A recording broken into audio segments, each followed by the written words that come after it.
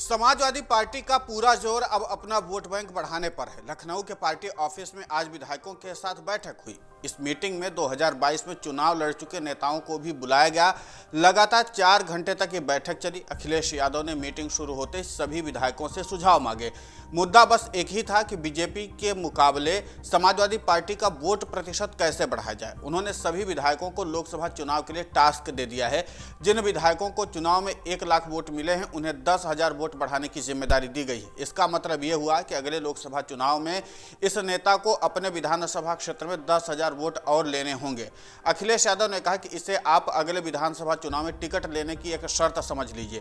जिन विधायकों को 80,000 से अधिक वोट मिले हैं उन्हें अपना वोट 1 लाख तक पहुंचाने के लिए कहा गया, यानी कि 20,000 वोट बढ़ाने हैं।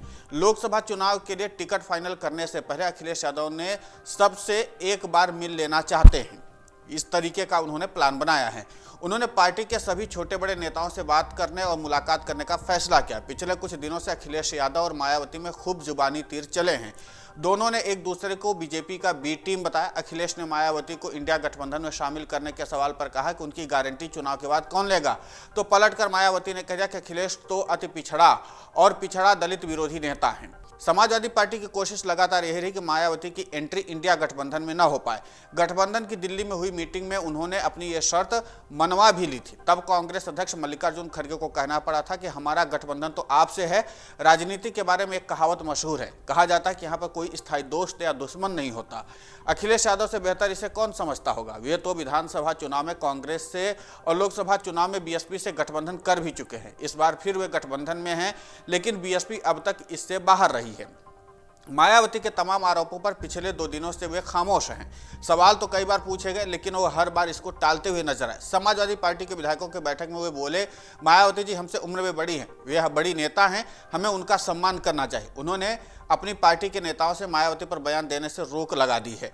कहीं ये इस बात की तरफ इशारा तो नहीं है कि अब आगे मायावती भी आने वाली हैं, यानी कांग्रेस पहले से ये कबूल कर चुकी कि इंडिया गठबंधन अब बीएसपी के संपर्क में है। अगर बीएसपी इंडिया गठबंधन में आती है तो फिर सीटों का बंटवारा आपस में कैसे होगा। कांग्रेस, समाजवादी पार्टी, बीएसपी और आरएलडी को कितनी कितनी सीटें मिलेंगी। अखिलेश यादव इस बार किसी भी सूरत में बीएसपी को कम से कम सीटों पर लड़ने के लिए तैयार नहीं बताए जाते हैं। सूत्र बताते हैं कि बीएसपी को कांग्रेस दूसरे राज्यों में एडजस्ट कर सकती है, तो फिर क्या समझा जाए कि मायावती और अखिलेश यादव फिर एक बार मंच पर एक साथ नजर आएंगे। इसके लिए 15 जनवरी तक का इंतजार करना पड़ सकता है।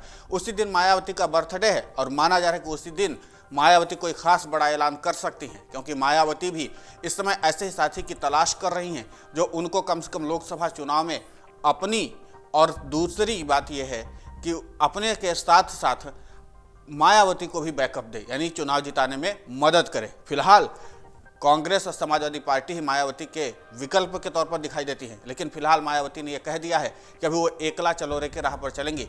लेकिन जिस तरीके से अखिलेश यादव के हाव भाव पिछले 2 दिन में बदले हैं, उसके बाद से यह माना जा रहा है कि आगे बहुत कुछ बदला जा सकता है।